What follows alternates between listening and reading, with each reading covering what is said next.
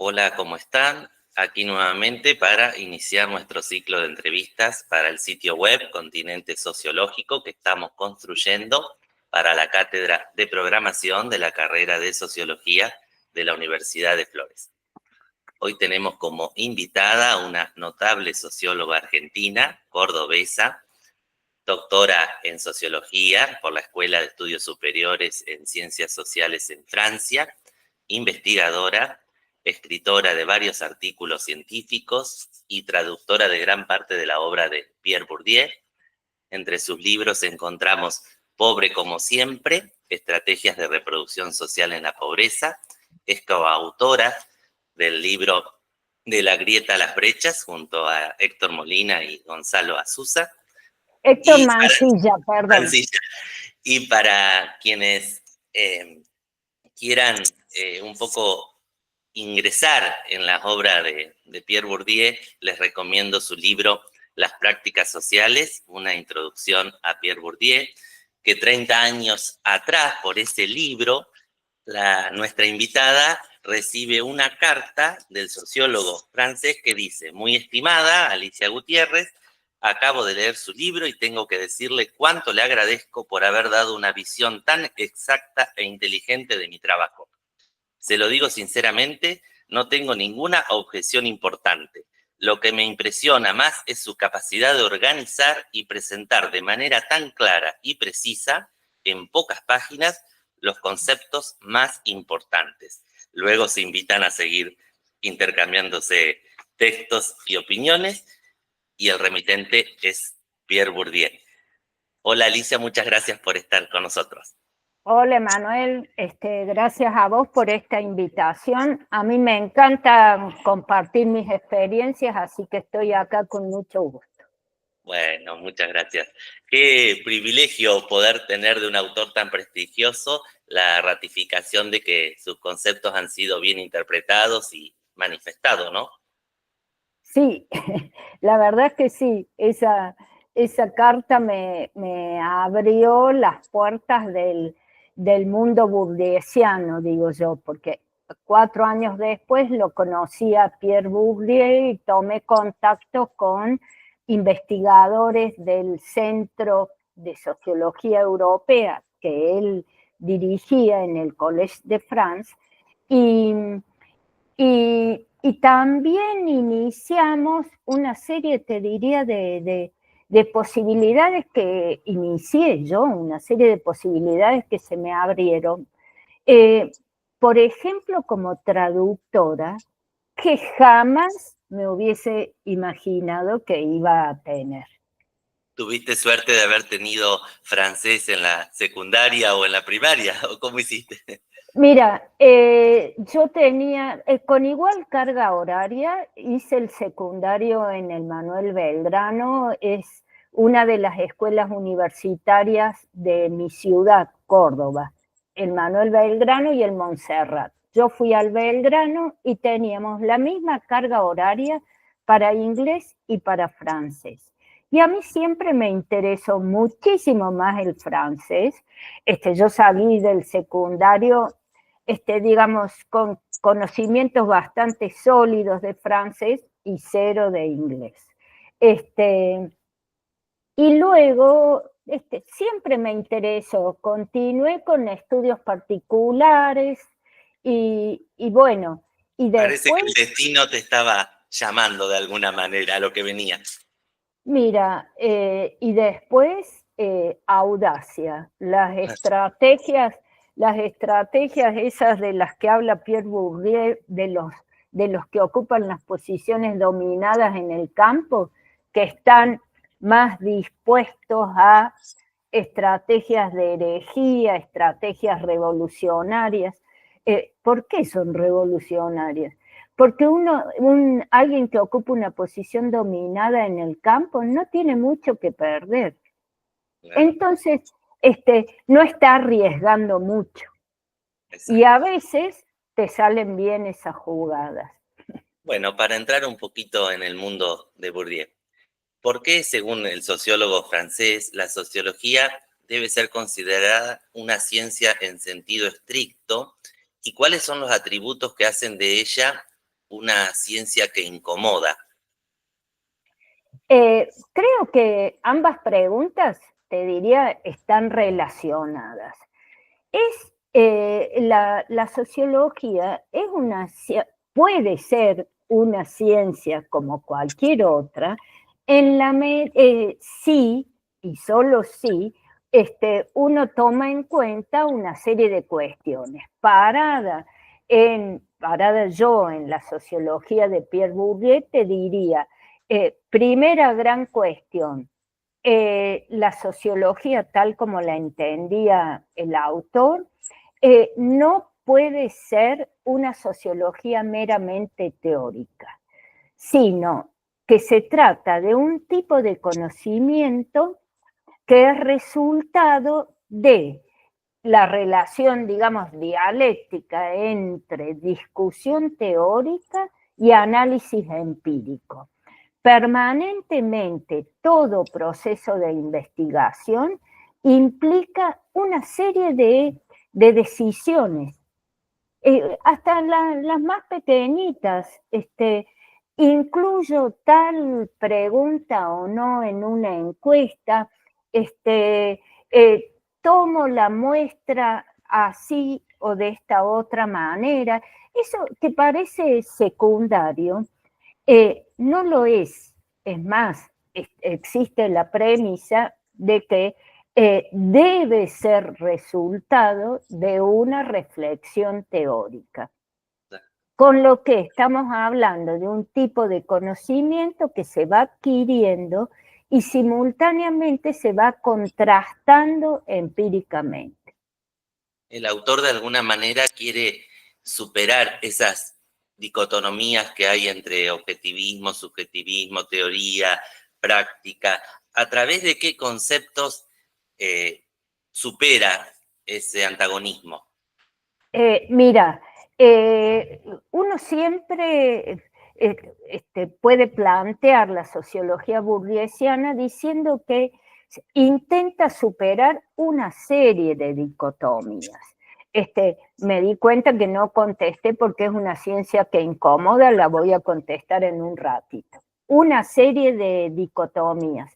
Para mí, y para muchos lectores de Pierre Bourdieu, la más importante probablemente sea la de intentar superar la dicotomía individuo-sociedad, objetivismo-subjetivismo.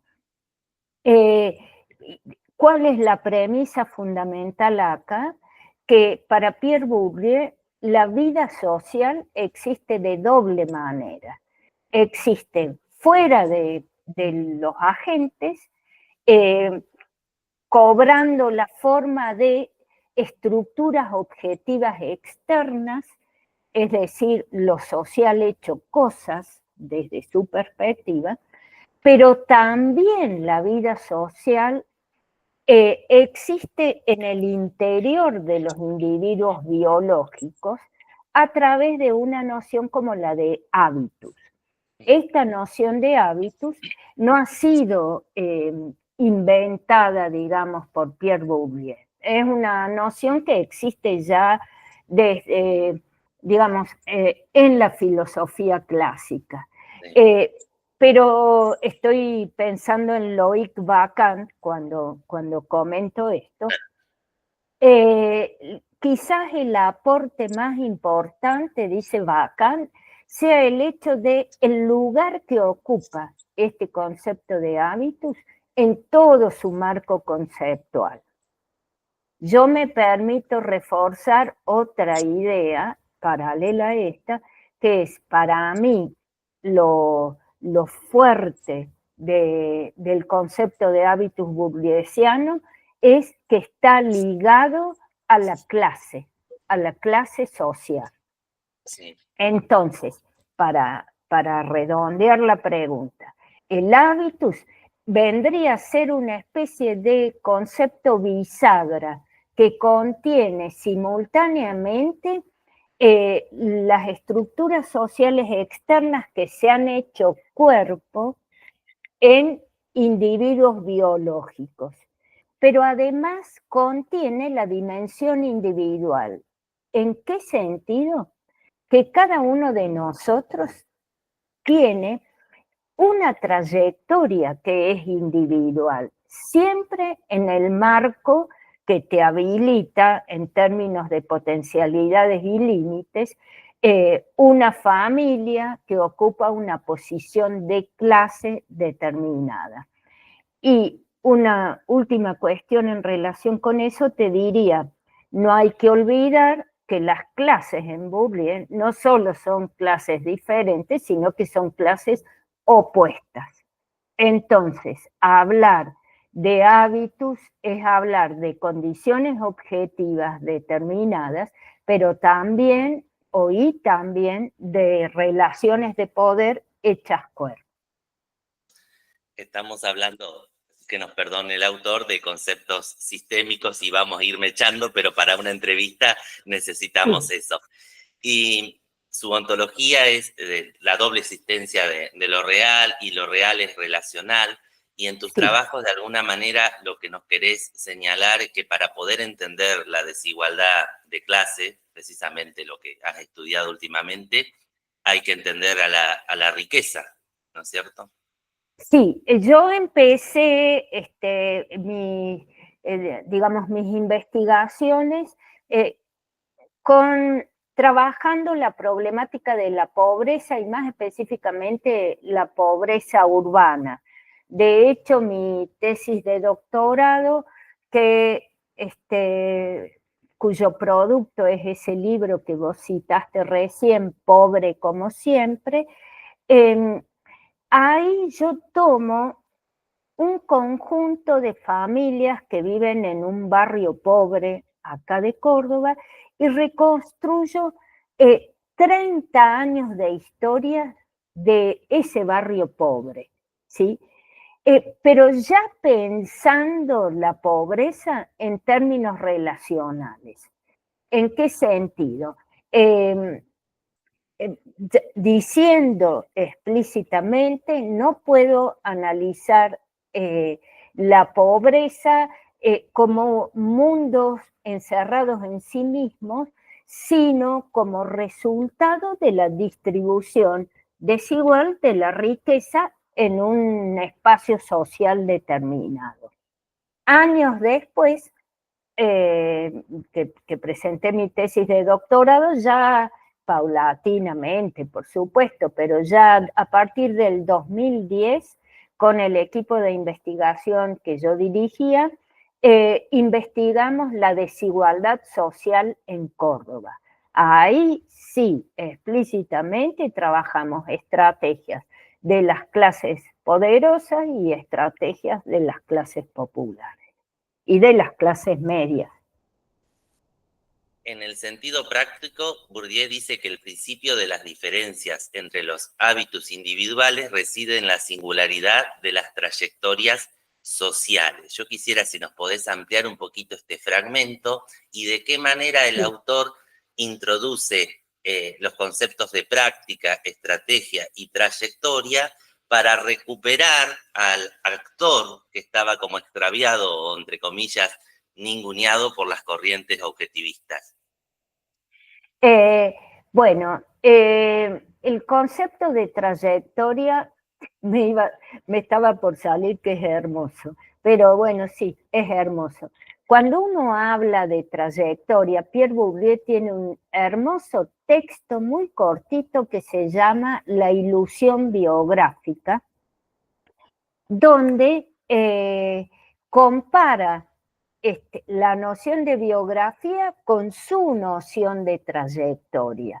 Cuando uno piensa en trayectoria, está pensando en las sucesivas posiciones que un agente o un grupo de agentes, como una familia o una clase, ha ido ocupando a lo largo del tiempo en relación con la estructura que lo engloba.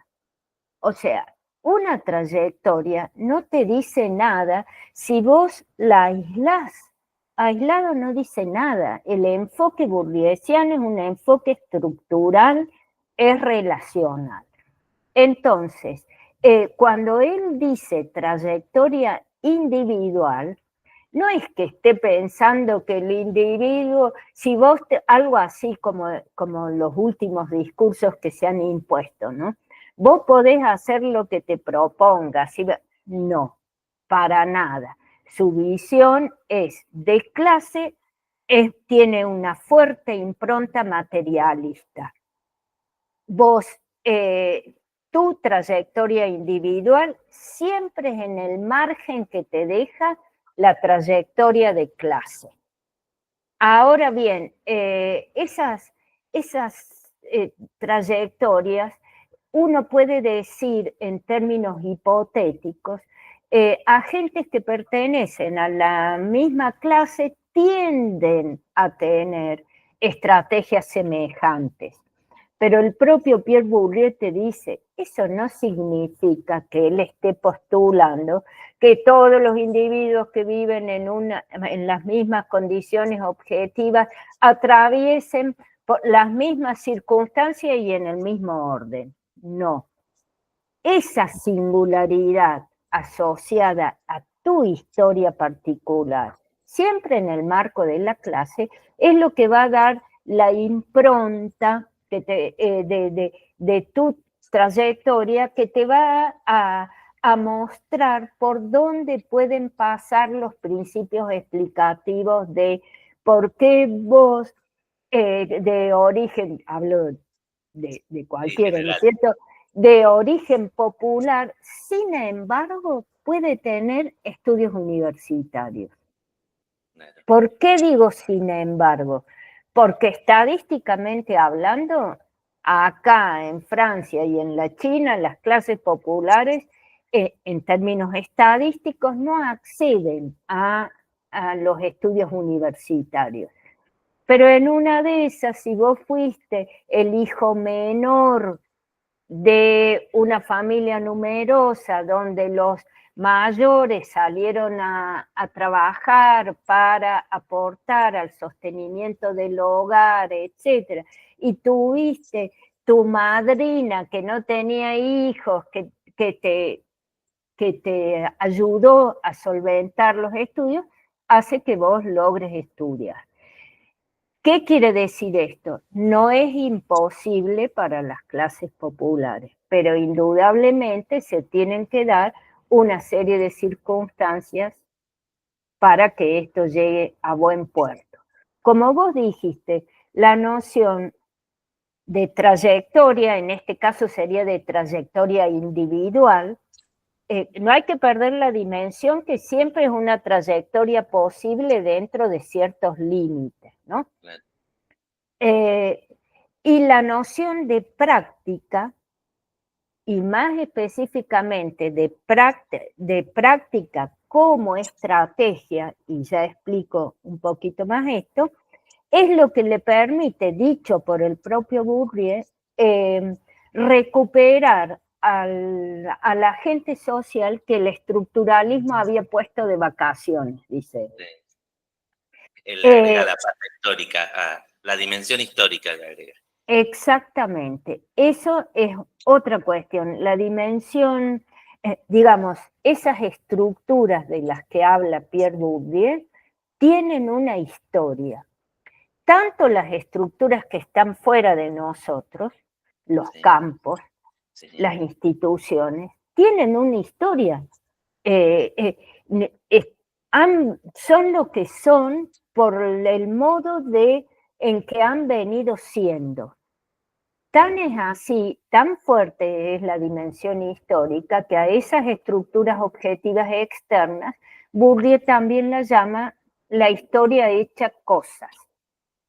Y las estructuras objetivas internalizadas, el hábitus, es la historia hecha cuerpo.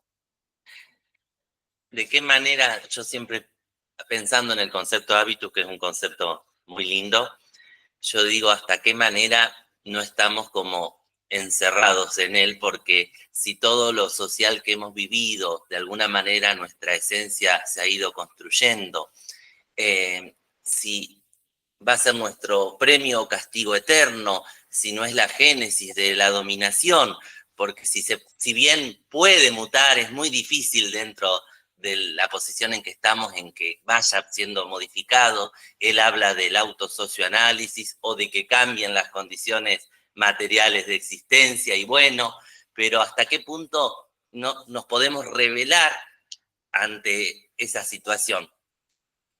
Pierre Bourdieu te diría, no mates al mensajero porque no te gusta el mensaje.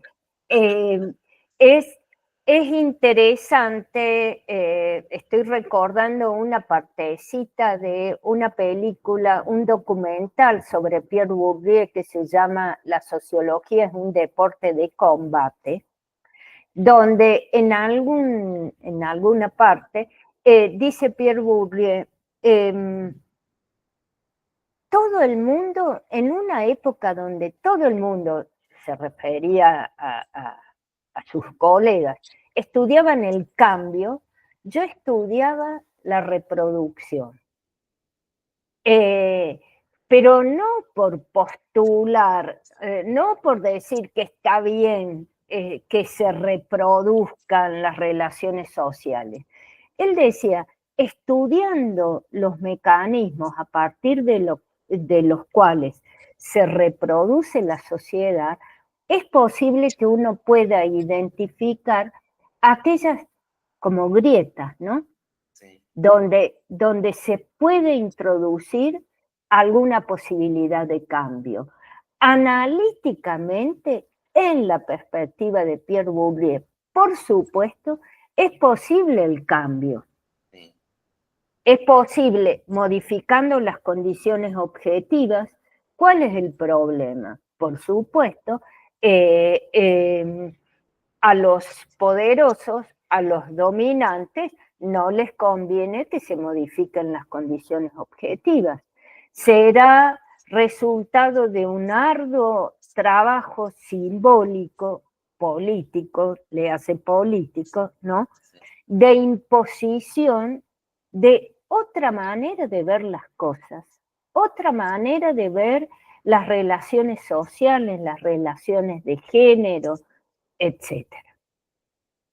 En cierta forma, cuando Bourdieu es un poco criticado para entender la naturaleza de las culturas latinoamericanas y cómo vamos a estudiar nuestros fenómenos con una caja de herramientas de un europeo, y sin embargo vos has podido sortear esos prejuicios y has adecuado esas herramientas en tus trabajos de investigación. Sí, mira, Emanuel, esa crítica la yo al principio, después los miembros del equipo en diferentes oportunidades han sufrido esa crítica. Yo por ahí tengo un artículo un apartado donde trabajo más en detalle le puse de título Un francés para los problemas latinoamericanos. Porque siempre digamos, me chicaneo, por decirlo en cordobés, esa frase. Recuerdo cuando debutaba, era muy joven en un congreso, una persona que ya tenía prestigio en el campo académico, me hizo la crítica esta, pero parado en Habermas. Habermas no nació en La Matanza. Bueno, volviendo, ¿cuál sería el argumento? Yo te diría, para mí hay dos cuestiones que son claves. La primera es tomar las categorías conceptuales de Pierre Bourdieu tal como vos acabas de decir, como caja de herramientas. Yo no voy con los conceptos en la mano a tratar de captar la realidad y meterla dentro de esos conceptos. El proceso es a la inversa. Voy con esas categorías y trato de ver cómo puedo indagar esa realidad que tengo ahí a partir de esas herramientas. Pierre Bourdieu te dice, hay que tratar la teoría como modus operandi.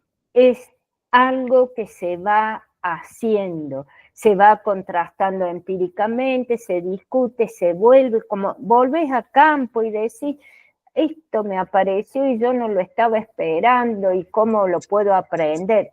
Ese es uno de los aspectos.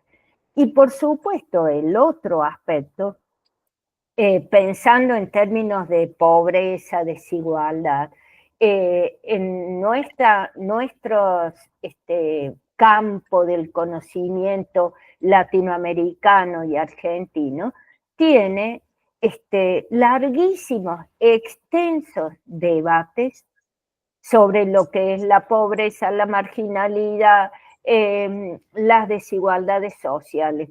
Esos son debates nuestros. Es más, podríamos enseñar muchas veces a nuestros colegas europeos en qué han consistido esos debates y que nos ha llevado muchas investigaciones, muchas discusiones. Yo creo, por supuesto, que esa es la segunda dimensión. Hay que poner las herramientas analíticas de Pierre Bourdieu en ese contexto de debate. Aparte vos elegiste unos temas que quizás él no se abocó tanto utilizando esas herramientas, y eso es interesante, nos abre las puertas a los futuros investigadores para que podamos aplicarlos a otros fenómenos, ¿no es cierto? Y vamos a la pata objetiva, digamos, el campo, que es una construcción del investigador, y si nos podés explicar un poquito, y además es como el escenario de juego, de luchas, de disputas de capitales, si nos podés explicar un poco eso. Bueno, lo primero que tengo que decir es, para anudar también con lo que venimos conversando, es que el campo es una construcción del investigador. Siempre aparece el problema, ¿dónde termina el campo? ¿Dónde empieza? ¿Es el campo de universitario un campo o es un subcampo? Bueno, son todas preguntas in abstracto que no corresponden, ¿sí? Hay que hacerlo a la inversa. ¿Qué es lo que vos estás estudiando? ¿Cómo te estás planteando la problemática? Y en función de eso hablarás, por ejemplo, del campo universitario o del subcampo universitario para mencionar parte del campo educativo argentino. Desde la perspectiva de Pierre Bourdieu, el campo es la manera como es la categoría analítica a través de la cual él propone la reconstrucción de esas estructuras objetivas que están fuera de los individuos. Habla de que los campos tienen, más allá de sus especificidades, tienen capitales específicos que están en juego.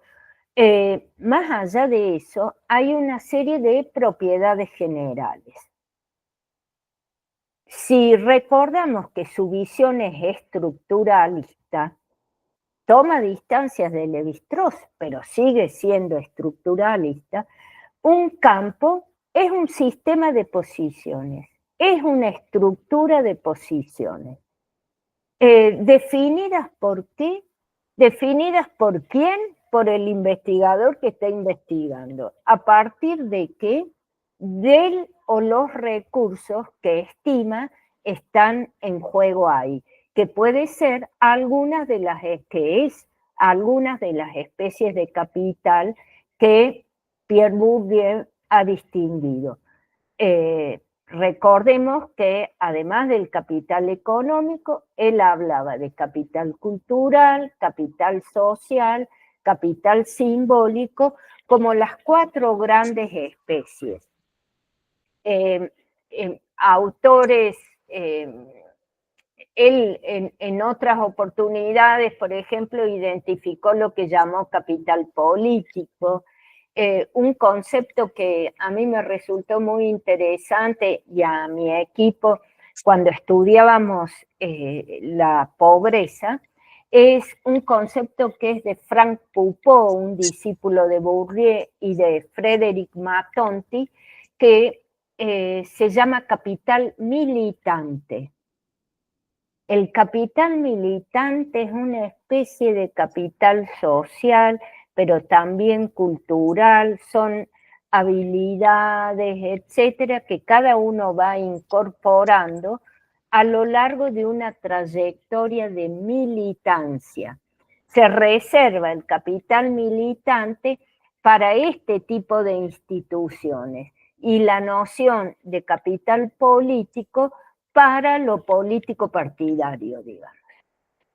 En su libro La reproducción, que habla del sistema escolar como fenómeno clave, donde se desarrolla potencialmente el concepto de hábitus, o sea que quizás tendríamos que ver allí una manera para poder combatir las desigualdades de las reproducciones injustas.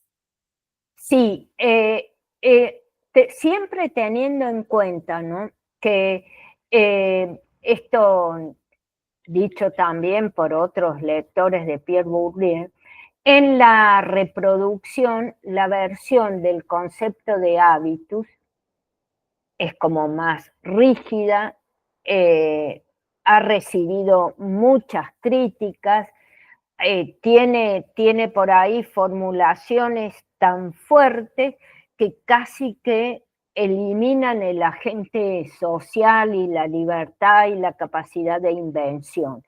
En una formulación posterior, como la del sentido práctico, ahí aparece más claramente y explícitamente la dimensión de invención que él asocia a todo agente social, y con ello la posibilidad de introducir modificaciones.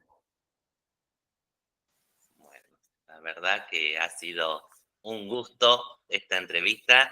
Nos vas aclarando, estudiamos Bourdieu, pero siempre nos aparecen muchas incógnitas, interrogantes, y poder tenerte ha sido un honor para nosotros.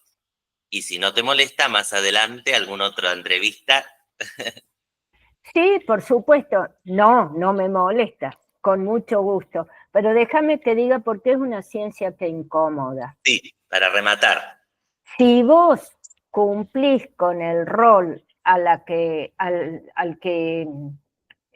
digamos, que propone Pierre Bourdieu para los sociólogos, que es desentrañar los mecanismos de dominación y hacerlos conocer, por supuesto que eso incomoda a los poderosos, porque vos estás mostrando cuánto de su poder en realidad es resultado de mecanismos totalmente arbitrarios. No hay ninguna naturaleza que justifique que vos estés ahí, pero también, ojo, también incomoda a los propios sociólogos. ¿En qué sentido? Nuestros propios campos, el campo científico en general, el campo sociológico en particular, como dice Pierre Bourdieu, es un campo como cualquier otro. Hay lucha. Donde hay lucha, hay relaciones de fuerza, etc. Pero qué lindo ese mensaje, y de alguna manera el poder de rebeldía dentro del estructuralismo, sin embargo, que nos da para seguir luchando contra la dominación. Así es. Muchas gracias, Alicia. Gracias a vos, Emanuel. Un beso.